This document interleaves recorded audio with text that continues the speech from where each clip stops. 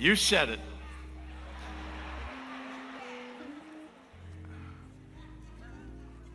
Let justice roll down like waters, and righteousness like a mighty stream.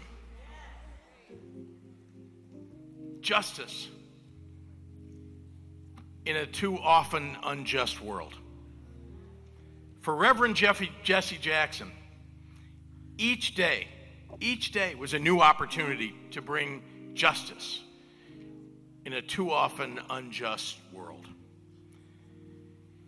His ambition, the North Star of his advocacy, was to shape a world where justice is not an anomaly but a constant, where fairness and equity and dignity are so ubiquitous in our lives, they simply flow amidst us like water.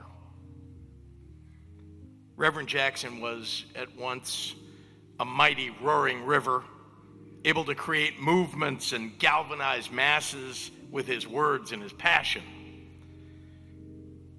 and a gentle brook, able to provide guidance and comfort to the beleaguered and the bereaved. He could lift up and connect with an audience of millions with the same intimacy and fervor that he could with an audience of one. He inspired us not just in his conviction, but in his joy. Not just in his righteous anger at injustice, but in his boundless love for communion. Not just in his words, but in his deeds. He kept hope alive.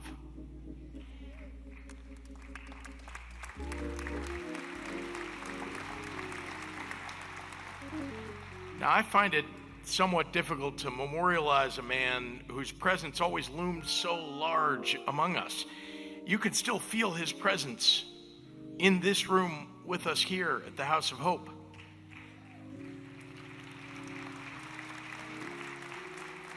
You can still feel his presence in so many ways. Every day he would honor us in the way that today we honor him. And you could feel his spirit in the movements for justice that have grown from the seeds that he tilled. Now, to the world, Jesse Jackson was an ambassador of hope for the oppressed who met with kings and queens and presidents and dictators and clergy of all the great religions. But here in Chicago, he was our neighbor.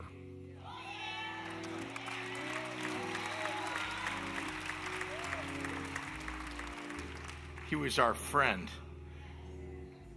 We were so proud. We are so proud.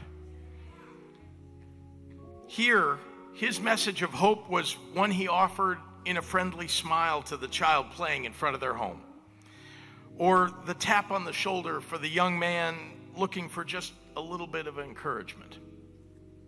He taught us to expand our ambitions and dare to imagine a better world, and to be kind and decent to one another. He brought enormous pride to the people of this city and this state.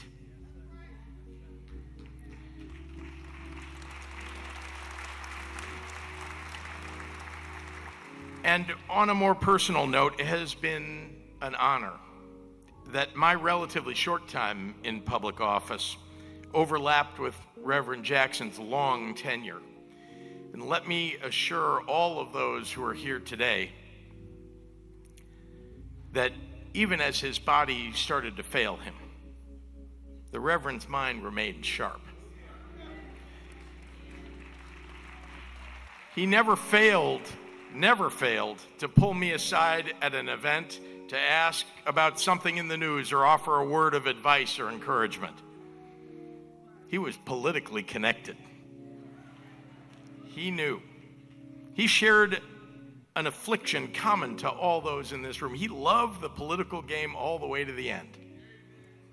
And while we know that we shared him with the whole world. Reverend Jackson belonged to Chicago. And Chicago belonged to him. He was ours and we were his. I am somebody. That wasn't just a slogan, it was his credo. It was Jesse's blessing on each of us, on all of us. A pronouncement of pride and accomplishment, pride and determination. It was his reminder of the incredible power that each of us has to lift ourselves up. The gift of dignity in our personhood that God had bestowed upon us. The power that each of us wields that can change the world.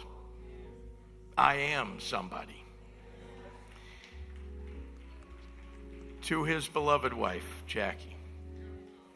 To his loving children, Santita and Jesse Jr., Jonathan, Yusuf, Ashley, Jacqueline, and the entire family.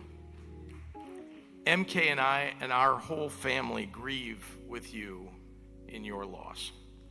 While Reverend Jackson meant so much to the world, you were the world to him.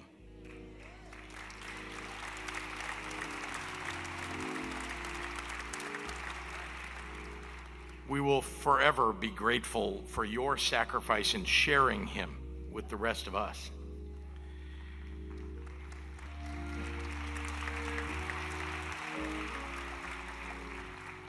To honor his legacy, let today be a new beginning, not an ending. Let's follow in his footsteps and be trailblazers and not just pathfinders. Let's bring justice to a too often unjust world until it rolls down like water and righteousness like a mighty stream. May Jesse Jackson's memory be a blessing to us all.